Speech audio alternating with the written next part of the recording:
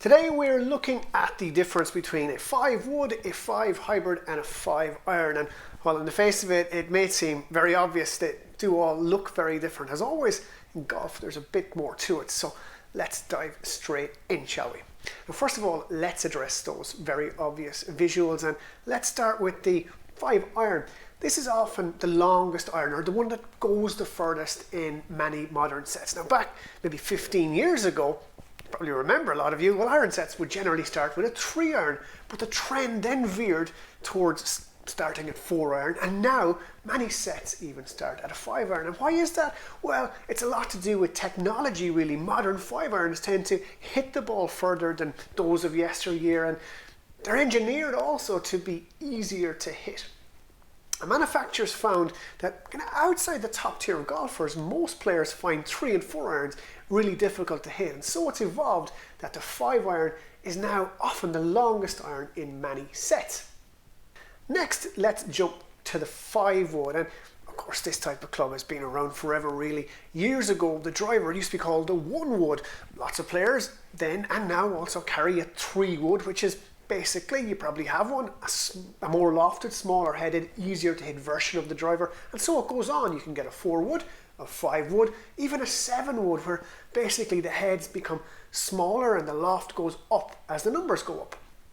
Now, woods by design and technology will hit the ball much further than irons, and the fact that this iron and this wood both have the number 5, it's nothing more than how woods and irons have always been named in golf. They are not interchangeable in any way. The wood will always hit the ball further than the iron. And then we have this 5 hybrid. It's kind of in-betweener looking club, something a bit like an iron and a bit like a wood. Well, these have been around since the late 90s really, and they've kind of been designed to help golfers at all levels, from pros all the way to beginners, to strike the ball better and higher much more easily and consistently than with a long iron. Now, as a general rule of thumb, hybrids are numbered along the same scale as irons, but this hybrid should in theory do the same job as this 5 iron, go the same distance, and should be able to replace it in a set. Now, I do say rule of thumb because there is really no industry defined standard to equate irons and hybrids, but the forgiveness offered by a hybrid has made them super popular nowadays. This is why people are really swapping out their 4 and 3 irons, but that's a story for another day. But most golfers will have a hybrid in their bag.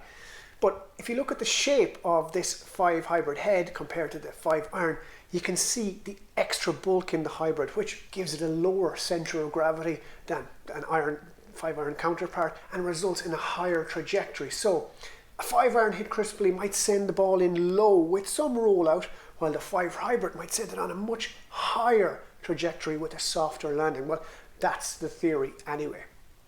At its most basic, if you are simply uncomfortable hitting your 5 iron, then swapping it out for a 5 hybrid might be a great decision. As we said, the trajectory, control, carry distance and rollout can vary from an iron, but it should be easier to hit consistently and be more forgiving.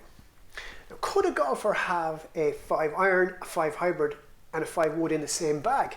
And the answer is yes, absolutely, and many golfers do. The 5 wood might be in there as an option for an easy to hit wood, the 5 iron because it's part of a set of matching irons, and the 5 hybrid because it's easier to use than the 5 iron in tricky situations like hitting out of the heavy rough, hitting out of wet rough, maybe out of a fairway bunker. It offers that higher trajectory than the 5 iron. And going back to that rule of thumb about the numbering of irons and hybrids and there not being an industry standard, well, golfers have often found that a 5 iron from one brand, this is a Callaway, and a 5 hybrid from another, this is a TaylorMade, go completely different distance, and they hit the hybrid much further than the iron.